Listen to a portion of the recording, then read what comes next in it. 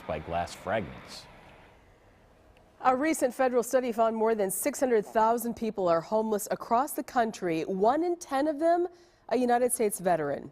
In tonight's Heroes Come Home, our Chip Brewster takes a look at Milwaukee's homeless veteran community and a group reaching to give them a hand up.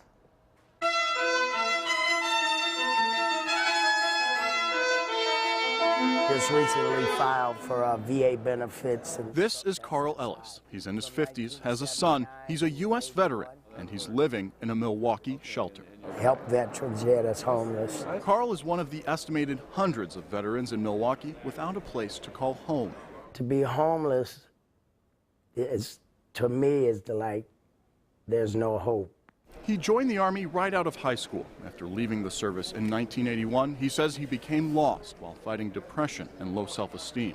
Once he landed on the streets, he had difficulty holding on to the good memories, including any photos of his time in the military. You try to keep your keepsakes of personal things as over the years.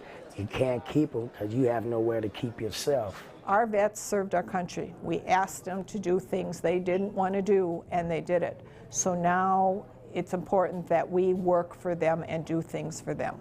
Kathy Hawkins has been involved with Wisconsin Veterans Stand Down since its inception more than 2 decades ago. Its mission is simple: gather as many resources as possible in one place on one day for homeless veterans. From things as small as a haircut. But it's so short now. If you pulled it tight, you'd pull my eyebrows away. To medical tests, housing applications, employment help, and even legal counsel.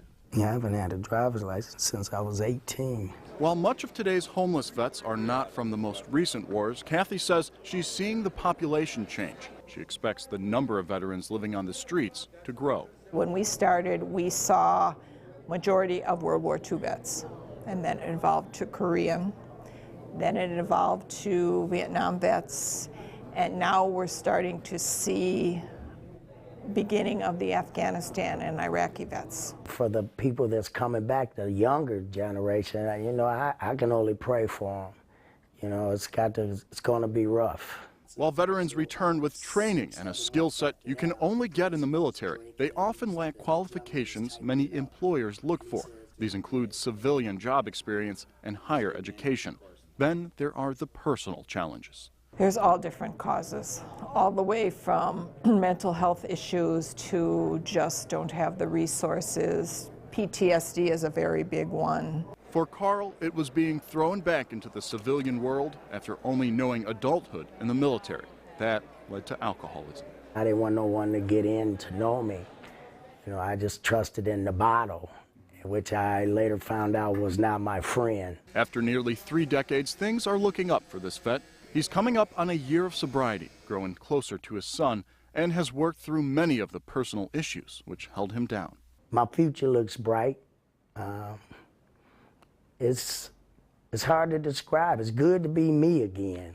It's a journey Carl feels he would not have completed without the help of others, like Wisconsin Veterans Stand Down. There's some that's really struggling and can't, but there's people to catch them. Not to give them a handout, but to lend them a hand. As long as there's homeless vets, we'll continue, and as long as we have the resources to continue, we will do it. Carl is on his way to getting his driver's license back. He's also working on getting a home for him and his son, just 2 of the many positives that have come from groups accepting help. If you know a homeless veteran that could benefit from Wisconsin Veterans Stand Down, they hold events twice a year. The next one is in September. For more details on that or how to volunteer, go to fox6now.com and click on links. For Heroes Come Home and Fox 6 News, I'm Chip Brewster. Parents, it's 10 o'clock. Do you know where your children are? Live from our Milwaukee studios with stories that matter to you.